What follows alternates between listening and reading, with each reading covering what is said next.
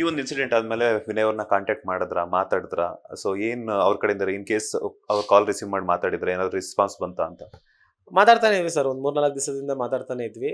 But ಅದು ನನಗೆ ಯಾವುದೋ ಒಂದು ವಿಷಯ ಗೊತ್ತಾಯ್ತು. ಅವನೇನೋ ಒಂದು ಪೋಸ್ಟ್ ಹಾಕಿದ್ನಂತೆ. ಅದಕ್ಕೆ ರಜತ್ ಸಹವಾಸ ಬಿಟ್ಬಿಡು ಅಂತ ಹೇಳಿದಾಗ ಅದನ್ನ ಲೈಕ್ ಕೊಟ್ಟಿದ್ದು ನನಗೆ ಕಳಿಸಿದ್ರು ಫೋಟೋ ಯಾರೋ. ಅದು ನನಗೆಲ್ಲ ಮನ್ಸಿಗೆ ಬೇಜಾರಾಯಿತು. ನಾನು ಅದನ್ನು ಕೇಳಿದೆ.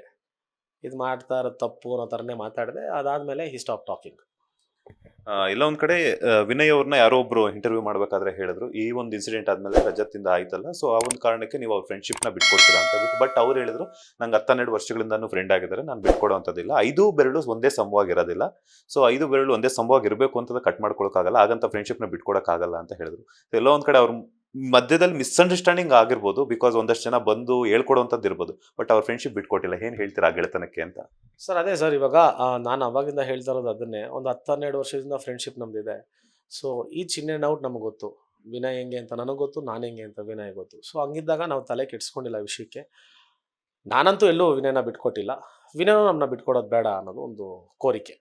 ಲೇಟೆಸ್ಟ್ ಹಾಗೂ ಇಂಟ್ರೆಸ್ಟಿಂಗ್ ಸುದ್ದಿಗಳಿಗಾಗಿ ಬಾಸ್ ಟಿವಿ ಕನ್ನಡ ಚಾನೆಲ್ನ ಸಬ್ಸ್ಕ್ರೈಬ್ ಮಾಡಿ. ಹಾಗೆಯೇ ಬೆಲ್ ಐಕಾನ್ ಪ್ರೆಸ್ ಮಾಡಿ. ಇದರ ಜೊತೆಗೆ ಫೇಸ್ಬುಕ್, ಇನ್ಸ್ಟಾಗ್ರಾಮ್, ಎಕ್ಸ್ನಲ್ಲೂ ಮಿಸ್ ಮಾಡದೆ ಫಾಲೋ ಮಾಡಿ.